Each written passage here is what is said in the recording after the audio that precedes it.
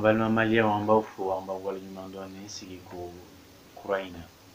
ka bo anga ni émission ina ni boloda ka toda les élites et le mufti. Les élites et le mufti élite et moye oye anga don kela ode obina ka bo non chama fait yasa oka question jabi ani ta soro anna falan chama mbo afana ambo fo ambo wala nyimando aw yere fana bo fo ka bo fa so baraka ma ko mo be tunga na ni mo be mali kono ya ambo fo ambo wala nyimando ana kana marché bolo la mo bo afani mon kela alaka en son hakili nyimando o de la o lu kene ka be la dala ambake be bi itofo ki ka trabolo fo ka barada fo yasa mali on kasika famo sorala anga bi trabolo bi si kunye minye oye alakira Mohamed Hassana yele anyame ko alakira tala sanfɛ yala mɔgɔ bɛ taa sanfɛ cogo di ka sɔrɔ duguma mɔgɔ de don a tagala sanfɛ yala a kɛla yɛrɛ wa tiɲɛ de don wa an y'a mɛn san 1000 kɔ ko alakira tagala sanfɛ yala a tagala wa n'a tagala ni jɔn de tagala mun de tagala n'a ye yala a tagala hakilinan de la wa walima a tagala a yɛrɛ farisogoma de wulila ka taga i n'a fɔ mɔgɔ bɛ kɔnɔ tagatɔ ye sanfɛ walima mun de don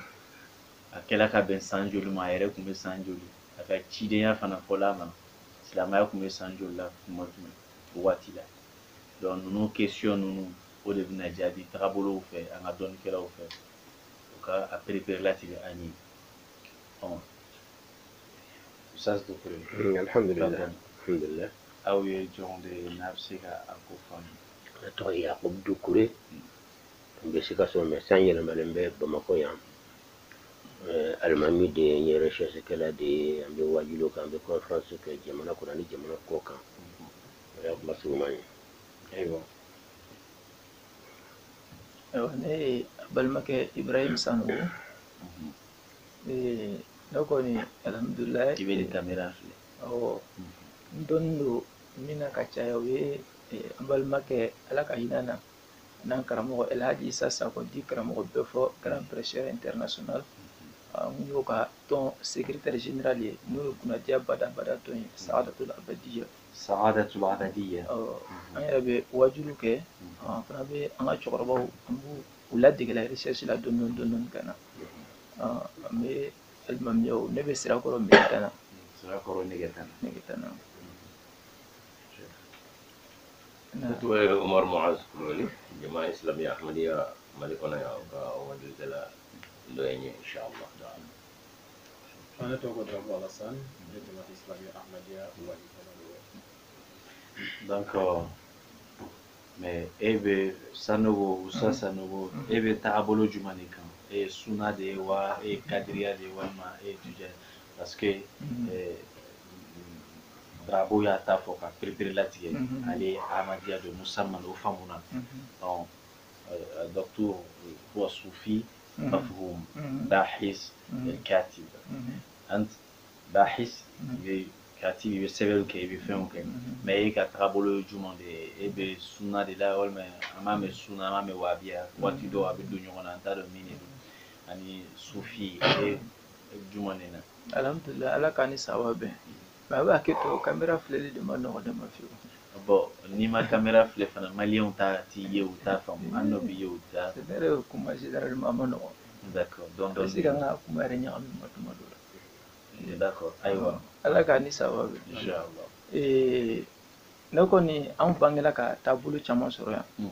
Taabolo caman a bɛ fɔ ka na kalan kɛ ka na a mankanw mɛn fan caman. mais Ala kɔni m'a nɔgɔya ne ye fɔlɔ n ka se ka dɔ faamu taabolo dɔ la k'a ta. N ma se ka taabolo kelen ta mazil to n bɛ ɲinini na hali bi. ni Ala nana min faamuya di yan. donc bi min de don الباحث وعلماء الطريقة الأحمدية سالم أستاذ Sanogo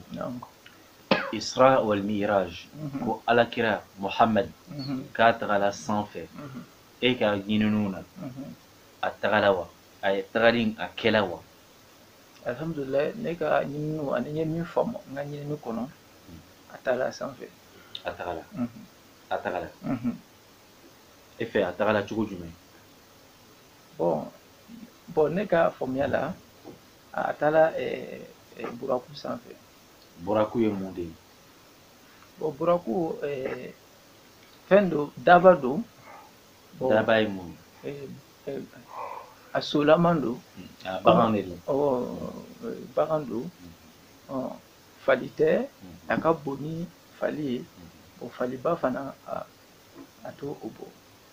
a tagala o de sanfɛ donc n'a faamuna yan n'i ko karisa taara yɛlɛla so kan kɔni c'est que karisa farikolola de don sigina kan i n'a fɔ bamanan bɛ taa a ka foro la cogoya min na so kan donc a ka sanayɛrɛ kɛla a yɛrɛ de tagala kosɛbɛ.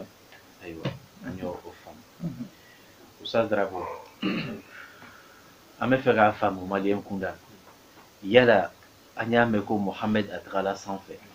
a tagala wa e ka dɔnniw ɲɛɲiniw na yala a tagala wa ou bien i y'a mɛn k'a tagala mais est ce que yɛrɛ dala la ko tiɲɛna mɔgɔ bɛ wuli yan ka taa sanfɛ ne ka faamuya na an ko ten Muhammad sallallahu alaihi wasallam a ye Isra kɛ a ye Mi'raj kɛ donc d'abord sanayɛlɛ nin a fɔ min ma ko Mi'raj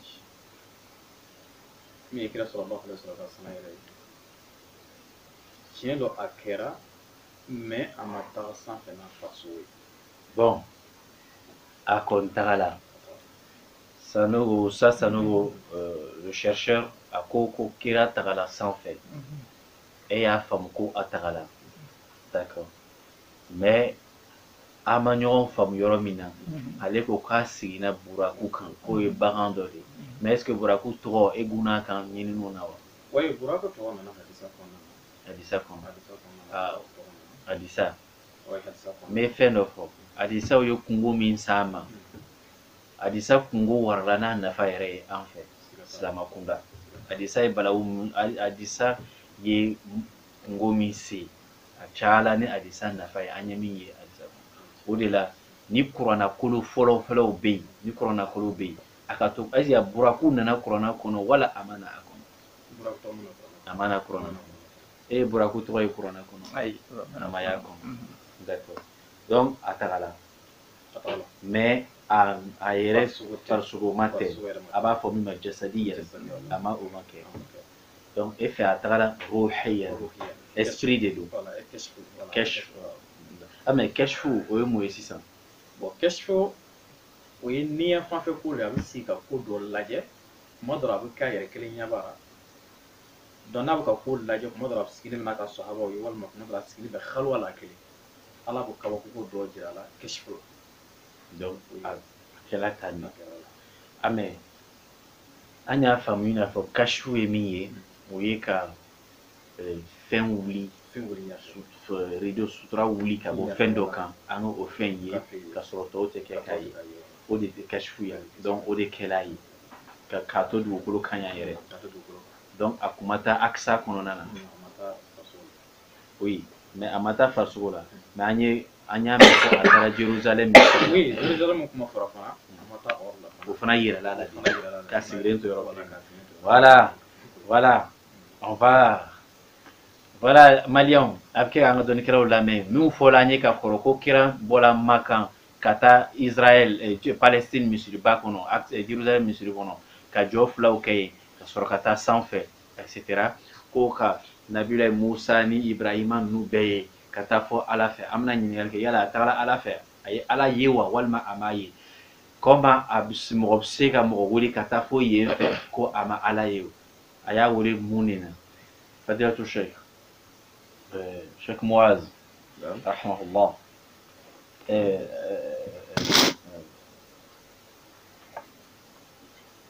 Fadilatu Sheikh Ala kira taga Muhammad taala sanfɛ wa a ma taa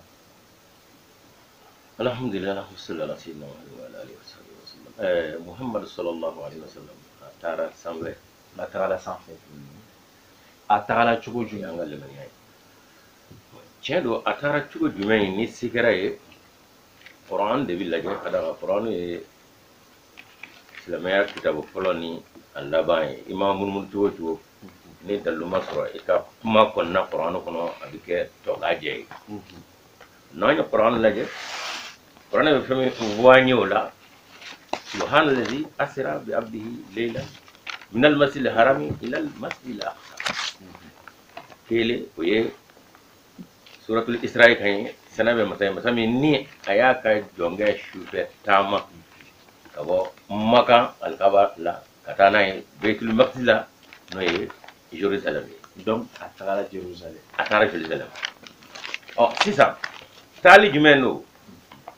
voilà an bɛ na sisan f'a ka dɔn k'a fɔ Muhammadu sallallahu alaihi wasallam ruhaniyatan a tagala n'i b'a fɛ esprit de fala esprit min don f'a ka faamu Muhammadu ka esprit a ko an bɛ ka tɛmɛ Jibrila ta kan o y'anw ka limaniya ye o kuma n'o ye tiɲɛ ye o de ye tiɲɛ ye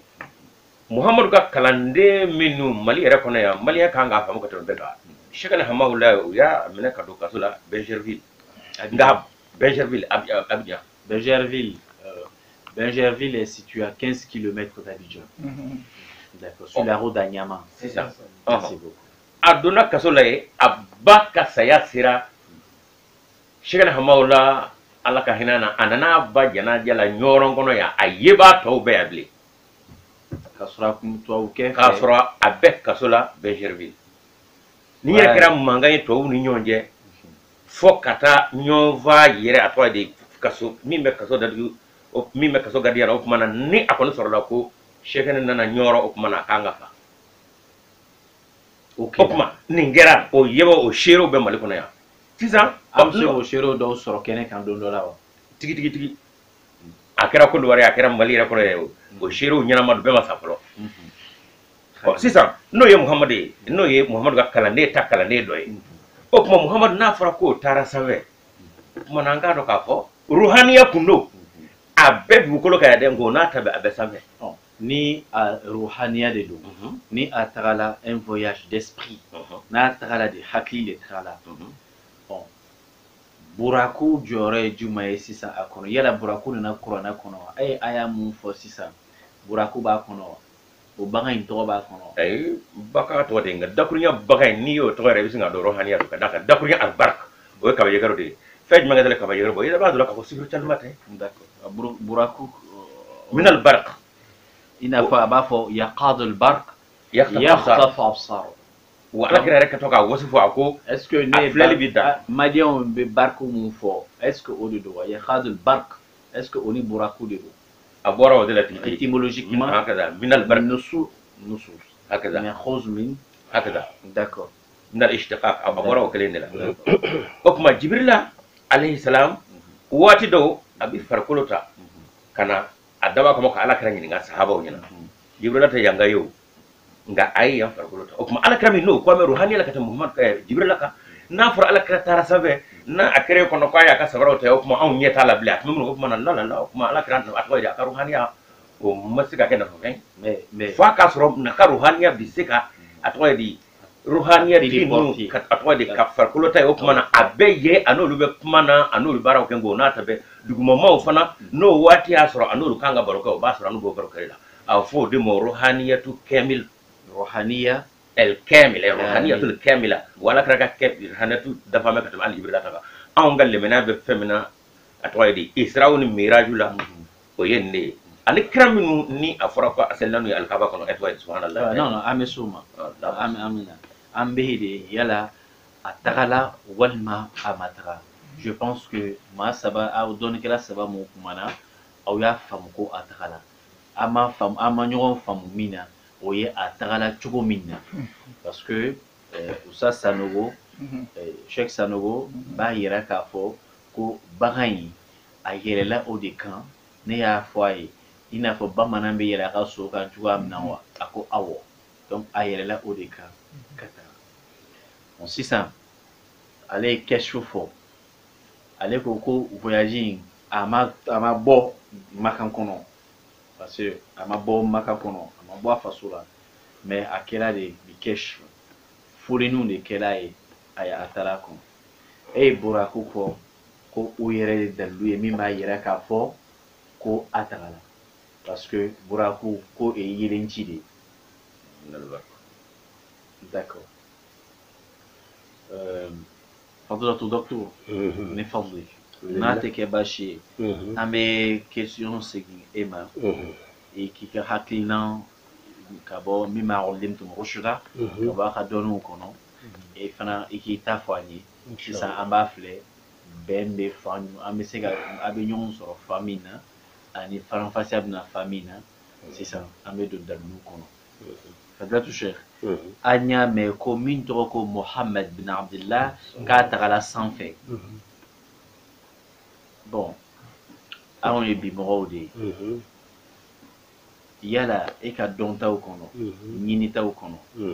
a sabatila ko Mohamed bin Abdillah a tagala sanfɛ wa a taara sanfɛ a tagala an b'o de kan aw b'o o de taabolo kan ko a tagala gafe ɲiniw kɔnɔ bon sisan a tagala cogo di a taara n'a ni n'a farikolo fila de a nin tagala a farikolo tagala i n'a fɔ a bɛ sigi mɔgɔ bɛ sigi so kan ni nin farikolo bɛ kɛ ka taa o yɛrɛ de taara o yɛrɛ de tagala a tagala Aksa kɔnɔ Jerusalem misiri kɔnɔ o a taara yen nɔ a nin n'a farikolo a bɛ ko min ma ko a nord et a chair a taara Jerusalem misiri buraku la a ye buraku siri a donna misiri kɔnɔ a salila ni nebu farikolo ye buraku ye mun de ye buraku ale a bɛ komi so de usa y'a fɔ cogo min na alors yɛlɛ bɛ k'a kan farikolo de bɛ yɛlɛ a kan mais ani hadamadenw ma deli hadisa ko alakira bɛ bon hadisa ko yɛrɛ la fɔlɔ i ye min fɔ ko hadisa ka fitina bonyana ni ana la o b'a fɛ ne tɛ sɔn e ma o faamu ne ma sɔn ma hadisa a ka dilanni de ka bon tiɲɛli ye kojugu tiɲɛli mana sɔrɔ dɔrɔn mɔgɔw y'a faamu cogo di a bɛ kɛ mɔgɔw de ka kungo ye parce que hadisa ale de nana ka kuranɛ walawala an ye kuranɛ aya min bɛ n bolo la Allahu taala ko fa in tanaza'tum fi shay'in farudduhu ila Allahi war rasul fila de fɔra ka kuranɛ ta ka hadisa bila o ye kuranɛ yɛrɛ de bilali ye farudduhu ila Allahi war rasul fila de fɔra donc a n'o yɔrɔ nin ala ka limaniya d'an ma an ka idi fara ɲɔgɔn kɔ yɔrɔ la ne tɛ débat kɔnɔ ne ta ye maaw bɛ mun kɛ ni k'a fɔ ko hadisa de don an y'a jateminɛ o de la ni o de don hadisa ye o balawu bonyana an ma kosɛbɛ maintenant a bɛ sigi aw yɛrɛ dɔnnikɛlaw de ma ninnu n'o kɛnɛ ɲɔgɔnnaw na a ka a perepere latigɛ k'a fɔ ko a labaarali ye ko wɛrɛ ye ani a ye kisɛ ye ko wɛrɛ ye wa a fɔlen tiɲɛ de don walima tiɲɛ tɛ o ye ko wɛrɛ ye o bɛ bɔ aw de la an bɛɛ bɛ kuma kelen de kan an ye min ye kɛnɛ kan an bɛ kumana o de kan a fɔla an ye ko kira ko k'aw kana ji min aw jɔlen de don muslim y'a fɔ Bukhari seginna kan k'a fɔ tuguni Ibn Abbas ko alakira ko k'aw kana ji min ko an ye alakira ye a bɛ zamzam min a jɔlen de don ne o fila fɔla an ye an b'a fɔ kira b'a yɛrɛ sɔsɔ wa a bɛ muslim kɔnɔ a bɛ Bukhari kɔnɔ ne na ninnu ni ɲɔgɔnna caman donc mais comme kuma t'o kan don dɔ an bɛ so o ma voilà mais an bɛ fɛ k'a yira de ko o bɛ ɲɔgɔn sɔsɔ min na a balawu cayala soit o ma tɛntɛn ka ɲɛ ɲɔgɔn sɔsɔ i bɛ se ka soit o ma sɛnsɛn ka ɲɛ de la wa non an bɛ na o soit o ma sɛnsɛn ka ɲɛ de mais kuma bɛ min ye sisan o ye e ko ko a tagala Jerusalem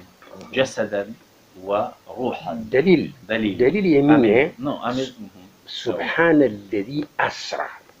i bɛ dictionnaire bɛɛ filɛ asra ye sufɛ taama de siko kuma t'a la ni ka kuma t'a la et puis k'a kɛ ni yɛrɛ fɔlɔ pewu bɔra min kuranɛ aya ma d'a ma non a ye min fɔ asra i ye dictionnaire bɛɛ dayɛlɛ asra ye sufɛ taama de ye bɛɛ b'a dɔn ni tɛ taa farikolo de bɛ déplacer i ye dictionnaire fɛn fɛn dayɛlɛ i ye tafsir fɛn fɛn fɔ dunan kɔnɔ a bɛɛ bɛ asra kɔrɔ kɛ de farikolo de bɛ taa a kɛra sufɛ de et puis sufɛ taama min fana don ala kira yɛrɛ ka wula yɛrɛ o tɛ de asra ala de y'a la taama o de y'a kabako yɔrɔ ye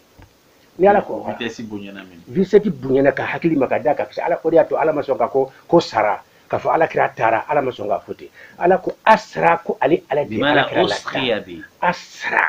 donc ni ala ko k'ale y'a kɛ ka ban c'est fini ala ta ye kun fɔ kun de ala ta ye dɔrɔn muhamadu i yɛrɛ sɔrɔ sankolo fɔlɔ a b'i sɔrɔ yen mɔgɔw b'a kɔnɔ k'a yɛlɛnna tan ko n'o de don kilo o sa y'a fɔ cogo min na mɛtɛ yelen yɛrɛ ka teriya o ye kilomètre ba kɛmɛ saba de seconde kelen pe kɔnɔ ma lolo dɔ bɛ se ka se yen nɔ f'i ka yɛlɛma ka kɛ lumière de y'a faamu wa donc a ka bon hakili ma o de y'a to ala ma sɔn ka fɔ sara ala ko a sara ni ala de y'a la taama kuma banna ye inna allah ala kulli shay'in qadir ولكن الله ليس بشيء voilà asra filanan a ko bi abdihi abdu tɛ fɔ ni ma abada kitabu si tɛ duna kɔnɔ n'a fɔra ni ma ko abdu n'a fɔra abdu dɔrɔn o ye hadamaden de y'a n'a ni o y'an ka recherche ye voilà n'a fɔ subhana ɔ bariku o ye san n ye dɔ fɔ sisan ko bariku o ye yelen o ye sanmiɲuku min bɛ kɛ o de tɛ ko bariku i y'a faamu ale ka teri mankan ye quoi bariku san n'a ko parak an bɛ o y'a sɔrɔ a taara taa yɔrɔ la a ye mankan bɔ mɛ an tɛ mankan min fɔlɔ dɔɔni an bɛ sɔrɔ ka mankan mɛn o y'a sɔrɔ teriya yelen teriyara ka tɛmɛ mankan kan comme an b'a fɔ fusée voilà donc ni question b'i fɛ ka tengu karamɔgɔ la par rapport à ma ɲɔgɔn faamu min na dafa bɔ bon comme il y a la question posée donc non baro de don a ye maabaw de a ye karankɛlaw de voilà bon question tɛ yen d'accord ni question bɛ e fɛ ni question bɛ e fɛ ka tugu mɔgɔ mɔgɔ la yan ko i ma min faamu a t'i ka fɔta la min mako bɛ prévu la dafa bɔ voilà an karamɔgɔ Ustaz Umar Muaz Kulibali voilà an karamɔgɔ don ale ye bariku min fɔ tiɲɛ don a bɔra bariku la bon ne yɛrɛ ye ka faamuya kɔnɔ o tɔgɔ ka di so in ma sinon so in ma o tilala ka ɲininkali kɛ komi a ko ko a disa ka to yen kosɛbɛ an kana basi k'a kan awɔ n bɛna n y'a faamu a ko basi ka kɛ kuranɛ ye tiɲɛ don silamɛya basi fɔlɔ ye kuranɛ ye n'o ma ɲɛ a bɛ taa hadisa la donc o yɔrɔ la fana a ye débat min fɔ hadisa ko la a bɛ na don dɔ la an bɛ se ka kɛ mais k'a fɔ fana muru min bɛ kɛ ka nan tigɛ a bɛ kɛ ka a ye mɔgɔ caman faga a kɛra ka mɔgɔ caman faga o tɛ mais est-ce que an bɛ se ka ban muru la pewu ko parce que ko tiɲɛni b'a la nafa b'a la donc hadisa tiɲɛ don tiɲɛni b'a la a ye tiɲɛni caman kɛ i n'a fɔ muru fana bɛ se ka maa caman faga mais a bɛ tila ka ɲini tuguni ka baara kɛ n'a ye donc o la an bɛ tɛmɛ o yɔrɔ kan donc bariku ne ka faamuya kɔnɔ a ka fɔ so in ma bariku a tɔgɔ kana la tan a b'a ka teliya de fɔ ka teliya so in ka teliya komi kaba yegeru donc ne ye o bariku in k'o de ye i y'a faamu komi kaba yegeru a teliya quoi a ka so in ka vitesse ye a b'o de yira bon n'o y'a sɔrɔ a bɛ se ka faranfasiya wɛrɛ d'a ma ka hali bi n'o y'a sɔrɔ n ka dɔ fana n'o y'a sɔrɔ ne fana n ka dɔnniya dan ye min ye bariku ko la k'a o la ne kɔni y'a faamu ka kɛ so in ka teliya de kosɔn tɔgɔ in nana i y'a faamu mais e ko ko a yɛlɛla de a kan ka taga ale n'a a fana bɛna a ka waati sɔrɔ ka question poser mais ni n y'a faamu ale ta la ale fɛ a ma yɛlɛ voilà ale ko ko non a farikolo tɛ Allahu akbar farikolo don dɛ ko fila de bɛ a ka ɲami ka ni ta ka farikolo to yen nka ka farikolo ni ta nka alam wɛrɛ don an ka alamin dɛ o de ye ruhaniya yɛrɛ yɛrɛ yɛrɛ de o kɔni farikolo ta an bɛɛ b'o kɛ an bɛɛ bɛ sigi n'i bɛ taa farikolo bɛ yaw nka ni Muhamadu ta dan'o ma o Muhamadiya bɛ min n'a fana farikolo de taara anw ɲɛ t'a la bilen o tuma Muhamadiya bɔra min Muhamadu ka daraja de wuli kɛ ka kuma ye o tɛmɛnen kɔ suratu kelen in kɔnɔ Alahu subhanahu wa ta'ala jira wa ma ja'alna ru'yati araynaka illa o kɔrɔ amma o ye hadisa de ai da Qur'an a bɛɛ bɛ suran kelen o ye kuranɛ de bɛɛ bɛ suran kelen suratul Isra a bɛɛ a kɔni amma suko in jira la fɛn wɛrɛ ka mun fɔ ka mɔgɔw fitinɛ k'u lajarabi suko jumɛn ko don Isra o kelen de maliyɛnw an tununa dɔɔnin sisan o aya in a jiginna kun jumɛn na sababu nuzul i ye filanan min fɔ ale jati yɛrɛ don a tɔgɔ de kitabu a bɛɛ bɛ suran kelen kɔnɔ wa a bɛɛ ayaw bɛ se ka kɛ suran kelen kɔnɔ mais i bɛ taa sɔrɔ sababu nuzul tɛ kelen ye bon an bɛ fɛ k'a faamu de yala a bɛ hukumu wɛrɛ de kɔnɔ parce que arabukan fila bɛ se ka ɲɔgɔn ta mais i bɛ taa sɔrɔ o jigikun ma kɛ kelen ye nin tɛ hukumu wɛrɛ kɔnɔ koyi a bɛɛ siraw yɛrɛ hukumu in de kɔnɔ wala an bɛ fɔ o de faamu o kama Muawiya y'a jira Hasanu fana y'a jira ko nin aya in yɛrɛ dɛ ni ne b'a jira k'a fɔ kuma alakira ka sanayɛlɛ min bɛ fɔ farikolo tɛ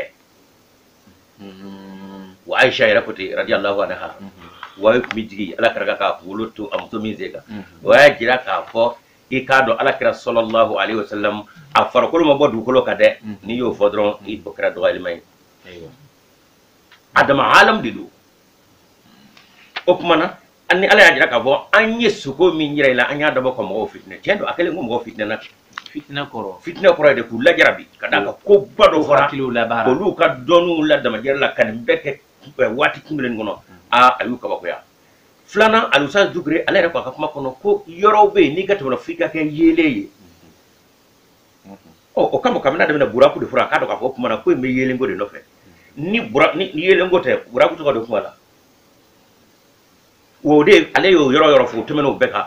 fo ka taa se yɔrɔ la yɔrɔ min ni adamaden ka dɔnni bi fɛn tɛ ka fɔ o la o kuma na o tɛ se ka tɛmɛ n'a y'a sɔrɔ ni tɛ ruhaniya kɔnɔ o kuma baara in ye ruhaniya de ye o de kama Alahu subhanahu wa ta'ala y'a jira Kur'an kɔnɔ suratu najmu yɛrɛ kɔnɔ n'o ye miraju yɛrɛ sura de y'ale miraju yɛrɛ de a fɔ fɛn mun sanayɛlɛ a tɔgɔ ye di a caman tɛ suratu bani Israila ni ye kuranɛ de ya awɔ ale kuranɛ ne bɛ se k'a di yan ale bɛ suratu najmu de kɔnɔ kabini a fɔra ma kasabal fuadu mara suratu najmu o ye kuranɛ de ye o ye kuranu suratu ye miraju yɛrɛ de kofɔlen don ale kɔnɔ wa ale ye hijira a tɔgɔ ye di silamɛya sinsinlen san 5nan suratu de y'ale najmu kɛ awɔ bon a ye mun fɔ a kɔnɔ ma kasabal fuadu mara o kɔrɔ ye dusukun ye fɛn min ye a man nkalontigiya n'a y'a sɔrɔ ruhaniya tɛ dusukun tɛ fɔ kuma la ما كذب الفؤاد ما رأى فضيلة الشيخ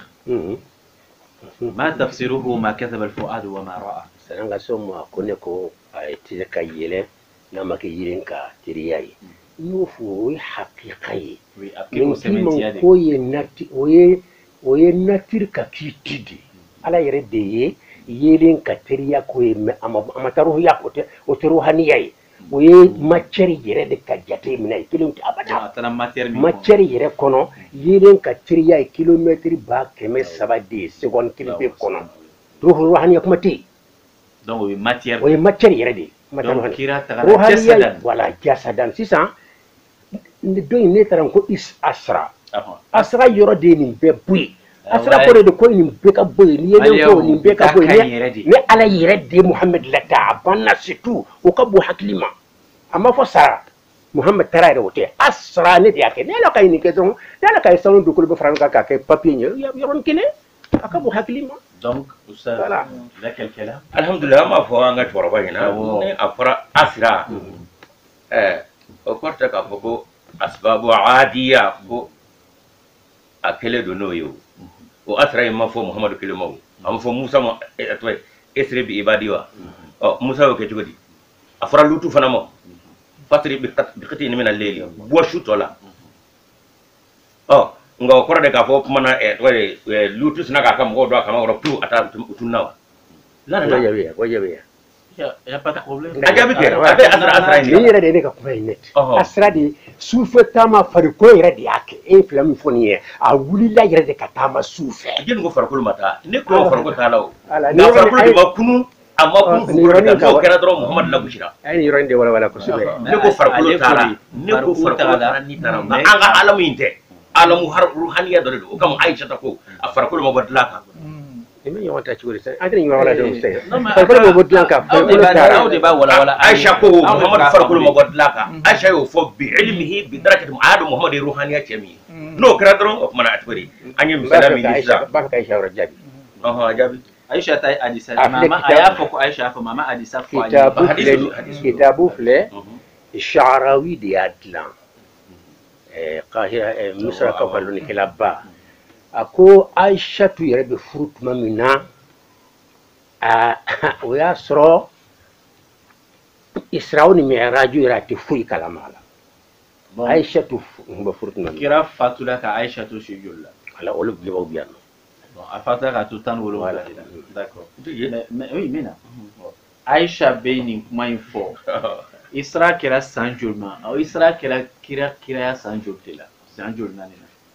ni Aisha ye kuma fɔ a m'a fɔ a sa y'a sɔrɔ ne bɛ taa walama ne ka kɔrɔ Ala kira Aisha b'a a cɛ dɔn ruhaniya dɔnni min na farikolo dɔnni min na daraja min b'a la a kumana o de kan n'i ko ayi Ala kira ka sanayɛlɛ kɛra nka a farikolo bɔra yan nɔ o kumana kalanniw fusara yan sa cɛkɔrɔba i yɛrɛ bɛ nin fɔ cogo di o kama a ko wo ne ko a n'a farikolo bɛ taa ngo n'a tɛ farikolo ma bɔ yan nɔ a fɔ o de ma cɛya yɛrɛ ni ne famu ka gɛlɛn a n'a farikolo taara farikolo ma ba place la n'aw kɔni yɔrɔ walawala a ka gɛlɛn a n'a farikolo taara mais farikolo ma ba place la ni kuma fila bɛ ɲɔgɔn ta cogo di masalan a ye nin yɔrɔ walawala dɔɔni alhamdulillah yala Jibrila tun bɛna Ala kira ɲininka diinɛ na waati min ni sahabaw bɛ u y'a ye o tuma Jibrila tun t'a ka maqamu na wa in minna illa lahu maqamun ma'lumun anw fɛn kɛlɛ mɛlɛkɛ fɛn fɛn bɛ Ala y'a jira Kuranɛ kɔnɔ jɔyɔrɔ kelen kelen b'an bɛɛ de la wa kabini dara i bɛ yen t'o bila ngo n'a ta bɛɛ yatasarrafuna fi kulli makan fa bɛɛ ni yɔrɔ min jaru ye u bɛ tajalli kɛ u b'u yɛrɛ da kɛnɛ kan ye Ala kira b'olu ɲɛ ruhaniyati la o tuma na ni Jibrila y'a yɛrɛ bila adamadenya sɔrɔ la ka na Ala kira n'a ka kalandenw kala diinɛ na f'u y'a ɲina ko maa min don Ala kira sɔrɔ ka nin y'a balimakɛ Jibrila a nan'a kala o tuma na n'o Muhamadu kelen fana taara k'a bɛ taa ko dɔ ɲɛnabɔ sanfɛ ye n'o ma se k'a farikolo to yen a ka taa o tuma na Jibrila y'a d'a balimakɛ Jibril mana bɔ sankolo la ka na Ala kira fɛ o y'a nalen de a ni tɛ to sanfɛ abada a tɛ kɛ fila ye abada i y'a faamu ni Jibril jiginna dɔrɔn a yɛrɛ de jiginna foyi tɛ sanfɛ wa n'a yɛlɛnna a bɛɛ de yɛlɛnna foyi tɛ sanfɛ a tɛ se ka kɛ fila ye sa a fan dɔ taara a fan dɔ bɛ yen fɛ anw tɛ se ka taa o fɛ i n'a fɔ ni ne tɛ Bamakɔ voilà ni n bɛ Bamakɔ voilà n ka kɛ Segu a banna n bɛ ka k'a fila la n tɛ Segu fana n bɛ Bamakɔ voilà an kɔni bɛ nin de kan Jibril kɛnɛ mana na dɔrɔn a bɛ nin nana a b'a fɔ cɛkɔrɔba ye tiɲɛ don nka i ka i ye nin min fɔ non nin ka ɲi quoi ma ɲɔgɔn dunyaw bɛ yen fɛngɛ nin ka ɲi quoi voilà Ala ka nin taa ɲɛ quoi amina amina très bien fo a ka dɔn k'a fɔ قل هاتوا برهانكم فقط voilà il a droit de poser la question hakaza ye nin kuma min fɔ a bɛ fɔ waqa'iw kɔ kɔrɔ ye Ala yɛrɛ ye fɛn minnu bila kɛnɛ kan ni Ala dɔnbagaw bilalen don a kɔnɔ wa hali n t'a dɔw b'a dɔn ko tiɲɛ na a bɛ kɛ ten e ye kuma fɔ sisan min fɔra o de kɔ nka i yɛrɛ mɔ b'a kalama ni mɛlɛkɛ Jibrila b'ale ɲɛ o a bɛ ka maa min minɛ Faransi a bɛ nin minɛ a b'a minɛ Maka minnu avion bɛnna ale bɛ k'u minɛ o kuma na o yala a bɛ a k'o bɛɛ kɛ o kuma a t'a nɔ na ye wa kelen wahayu Jibril bɛ ka wahayu kɛ Ala kira ka waati min o y'a sɔrɔ maa ɲuman dɔ bɛ yen i k'a dɔn k'a fɔ o fana bɛ ka wahayu sɔrɔ Jibril muwakkal ala wahayi nka i k'a dɔn k'a fɔ ale de kelen y'a bɛɛ ye ne ko ko n'o na mɔgɔ fɛ ka b'a banna subhanallah n'o kɛra ko banna dɛ ne ka idée ni Jibril jiginna dɔrɔn a bɛɛ de jiginna n'a yɛlɛnna a bɛɛ de yɛlɛnna a tɛna yɔrɔ dɔ la ka tila ka yɔrɔ dɔ la non ne kɔni b'o de kan voilà an ka idée tɛ kelen dɔrɔn i bɛ min k'a faamu nka a bɛ fɔ lakikaw kɔ oui mais vas-y a bɛ ouais mais ce que sisan avion fila bɛ se ka bɛn mɔgɔ 600 sigimayɔrɔ 2 bɛ sa yɔrɔ kelen na mɛlɛkɛ fɛnɛ kelen de bɛ nin bɔla ye o y'a sɔrɔ Mali kɔnɔ min bɛ yan ka sa a bɛ gosi min bɛnna alors que Gabriel Touré kɔnɔ kelen kelen na 10 bɛ sa la hippodrome na 2 bɛ sa ani moto yɛrɛ bɛ min faga a sara la jeni de ye dimina mɛlɛkɛ ye Azraïl tɛ wa k'a jaabi yan non question de don c'est-à-dire n'a fɔra ko malakul mawti i y'a faamu o ye patron ka patron de suko bɛɛ bɛ min bolo mais daliya duman de b'a yira k'a fɔ ale fana dɛmɛ ɲɔgɔn t'a la a miliyari o dalili bɛ ka ko se ka kɛ mais a ko malakul mawti o kila bi malakul mawti o kila bi kun a bɛ tajalli de kɛ an balimakɛ ya tajalla o tɛ kojugu ye o o kɛlen de don Muhamadu fana bɛ ten a b'an gɛlɛya ni ko n'a tɛ ya tajalla fil mala'il a'la n'o tɛ Muhamadu ye o kumana Muhamadu ka daraja bɛ min munna Jibrila sera dɔrɔn a ko ale tɛ se ka taa ye sanayɛlɛ la Jibrila sera dɔrɔn a ko ale tɛ se ka taa ko Muhamadu ka taa n'o Jibrila ya tajalla Muhamadu ma se ka tajalli kɛ o ye hadisa ye o tɛ kuranɛ ye o ye hadisa ye la hada alquran yu'ayyidu dhalik kuranɛ k'a fɔ ka d'a ka cɛ min sira min jira dan bɛɛ lajɛlen ma Muhammadu rahmatan lil alamin n'a fɔra ale rahmatan lil alamin k'a ka koɲɛ ni dan arabuw cɛla ye o alam bɛ min o ko f'i ka sɔrɔ tajalli de wa alamin o ye jamu de ye wa jamu alam de ye wa o ye a tɔgɔ de diɲɛw caman univers duniyaw bɛɛ caman Chinois bɛɛ de yɛrɛ bon donc ça veut dire que a kuma jɛra kuma bɛ ɲɔgɔn kɔ yɔrɔ min na o ye sisan e ma min faamu dakuruɲa kelen na o juma ye e ma jɛn ni min ye a ka kuma na ma jɛn min ma ka kuma la kabna damna folo ka fo ala kira farikolo tumbe sanfɛ Aïchatou fɛ yen ni de yɛlɛla ne ma sɔn ma je pense que a ma fɔ ni farikolo bon ni yɔrɔ n'a ma yɔrɔ de walawala mɔgɔw ye parce que ni farikolo dɔ de yɛlɛla non j'arrive a ko farikolo kɛ fila ye dɛ aw yɔrɔ walawala kɛ a ko non a m'a fɔ ko alakira kun bɛ Aïcha kan dɛ o kuma kɔrɔ kɛ min ye o ko a ye wasufu de kɛ ko alakira Aïcha min ni kira ka wahayu bɛ jigin kuma dɔ a b'a sɔrɔ a sɛgɛn ça veut dire a bɛ ko Aïcha bɛ kira tɔn kuma kɔrɔ dɔ n y'a darajɛ de fɔ a b'a fɔ sinon Israël mirage bɛ kɛ kuma min na Aïcha yɛrɛ ye denmisɛnnin ye kira sara Aïcha bɛ san 17 la donc hali kira fatu Aïcha yɛrɛ kɛ denmisɛnnin ye bon ça veut dire que Aïcha mun tɛmɛna Aïcha kun t'u dɔn ko ka se o degré ma ban ni a fɔla ye dɔnbagaya in furu kɔnɔ na fɛn caman bɛ yen a fɔla ye ne ka kuma in tɛ nin ye ne b'a fɛ Aïcha ka kuma yɛrɛ de bɛ wuli quoi ne bɛ o de Aïcha ka kuma tɛ ka wuli ale ma Aïcha ka kuma wuli ala kira furumuso de don k'a dɔn a nana muso tɔw sɔrɔ yen nka wahayu jiginna ala kira ka hakɛ min na k'a to Aïcha k'a fɔ ala kira Aïcha da cɛ kan o ma kɛ muso caman na o kuma na a ka daraja in kama mais allez-y wale i bɛ hadisa yɛrɛ min nɔfɛ ala kira Aïcha da hadisa min lakale hadisa muso wɛrɛw m'o kɛ o a bɛ kɛ sɔrɔ gafe jumɛn de n ko a ye hadisa dama min lakale munna muso wɛrɛw m'o kɛ mais hadisa bɛ gafe jumɛn de ne ko o ye kuma min na a furu la de mais sanu fɛn dɔ de kɛra ka sɔrɔ ale ka furu ko yɛrɛ ma kɛ fɔlɔ ala Aïcha bɛ se ka kuma ala kira ka sɛnɛ Aïcha yɛrɛ ma furu fɔlɔ est-ce que a ma ɲa ou bien a bɛ denmisɛnninya kɔnɔ ka se yala a n'a cɛ bɛ so kɔnɔ ye wa a ma don n'a ye ala kira ma don n'a ye mais est-ce que ayi ne ayi an ka sami yɔrɔ in dɛ non ala ka cɛ sa muso ma don furu kɔnɔ fɔlɔ a ma don ala kira ka furu alors mun de bɛ to bila ko bɛ taa kuma ala kira kan ko fa ka baka ko zizi mais n'a tila ka furu o ma ko di ko n'a furulen kɔfɛ n'a y'a fɔ an bɛ sɔn mais kuma de b'o a ye donnen kɔfɛ ayi a ma ko ye a ma ko ye n ye furu kɔfɛ de o furu kɔfɛ de don ni yɛrɛ fɔlɔ ala kira kɔfɛ fɔlɔ tɛ yɛrɛ a fɔ ye filɛ sa i tulo ma jɔ sa o ayiwa sa parce que a ka sɔrɔ a y'a fɔ a bɛ duuru nasiya yɛrɛ kɔnɔ yan fana parce que a y'a fɔ cogo min na i ka gafe in yɛlɛ i ka ɲɛfɔ an ye an k'a faamu اتفقوا على أن الإسراء كان بعد البعثة إسراء كرا على كرا تشيلين كوفة وقبل الهجرة يعني على كرا كتا مدينة إسراء سنة يلين كرا وجزم جمع بأنه كان قبل الهجرة بسنة جمع تشامنكو أكرا كون هجرة نسان كليني مفوني غنيابي نتشامن بينينكا يا فهموا ده wane da kuma ni kuma ne bela jiran kara kuma suru man yimi ya zoron al ma'lumatu da fale fale kun an kana watu ne ta au gini ga kira san juma ne nan ayo iflani iflani علي بن الشهاب قال أسري برسول الله صلى الله عليه وسلم إلى بيت المقدس وقبل خروجه إلى المدينة بسنة يعني على كراكة مدينة نسان كلينية دو كوتي من يافي ينكو خلافه بالا من يترجم كمينا توريني o de y'a sɔrɔ Aïchatou ko kelen bɛ yen maa caman bɛ yen u bɛ ka Isra ani Miraj ka ɲagami awɔ an b'a dɔn ko min na an b'a dɔn ko Isra o ye tagalen Miraj o ye sigilen mais